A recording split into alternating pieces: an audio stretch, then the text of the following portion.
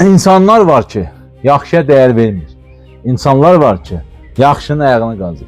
İnsanlar var ki, istəyir ki, yaxşı eləyən, yaxşı insanlar, düz insanları badalaq gəlsin, ayağını tutsun və onları batırsın. Amma bilmirlər ki, dünyanın ta yaranışından bu günə kimi yaxşı ilə pis daim mübarizədə olur.